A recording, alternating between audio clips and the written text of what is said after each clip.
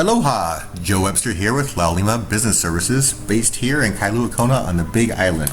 A quick walkthrough on how to set up a PayPal business account. We want a PayPal business account as opposed to personal because the PayPal business account allows you to accept credit card and debit card payments online, mobile device, that sort of stuff.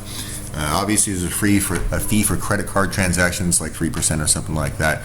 But signing up for a PayPal business account is free and does not require a business license if you don't have one. And let me walk you through how to sign up real quick. We're going to click on Sign Up, Business Account.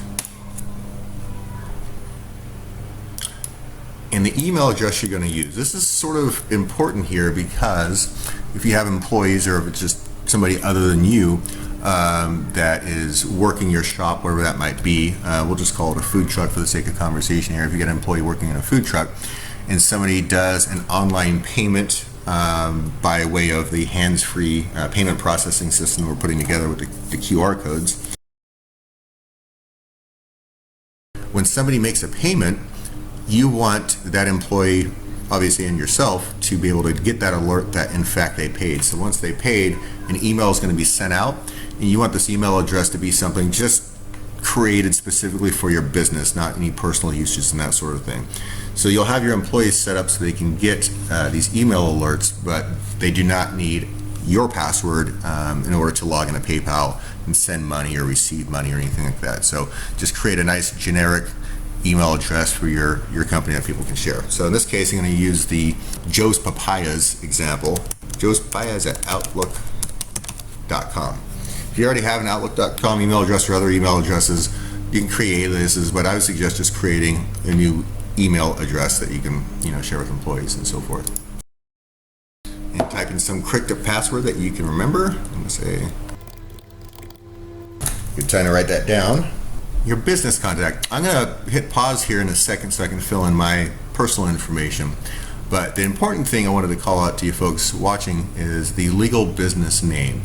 You can really put anything you want in here. It should tie to your business name. But more importantly, if you have multiple business names, you want this business name in this field here to reflect whatever storefront you're operating out of. So if you have, for example, Joe's Papayas, a roadside shop, if you will. I got some papayas in the back of my truck I'm trying to sell. I want Joe's Papayas here. And if you do not do that, if you use a holdings company or some other entity, this is what you're going to see when you go to checkout. So I've set this up previously. I'm fixing it now.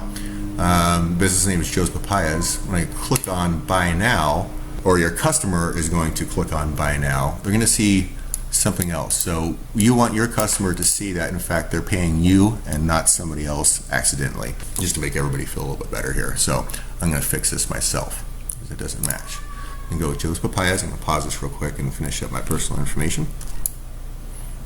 Then we'll hit agree and create account. Okay, on the next screen, it'll ask you the business type here.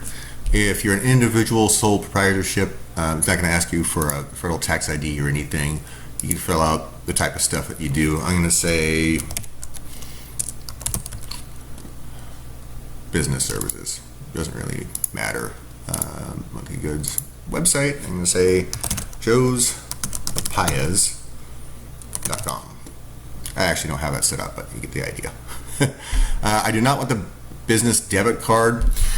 When you collect funds into your PayPal account, it's kind of like a bank. You can use a debit card to withdraw those funds, just adding more complexity to your life, in my opinion.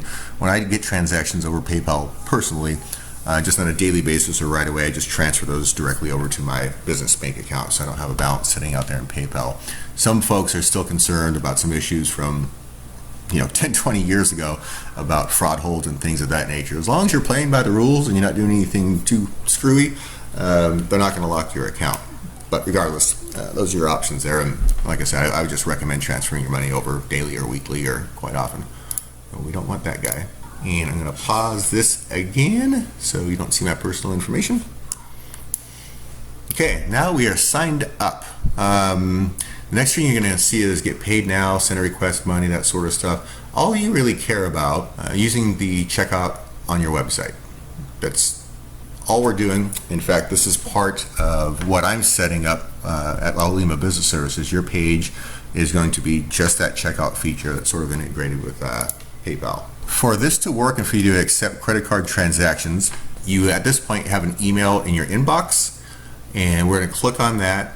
It's going to activate your account, and that's pretty much it. That's all you need to do in order to accept credit card transactions. So I have my email open, maybe in your junk folder. I'm just going to click on confirm, and I'm going to log back in. All right, we are confirmed. So at this point, from what we're doing with Laulima Business Services, email me or us the name of your company.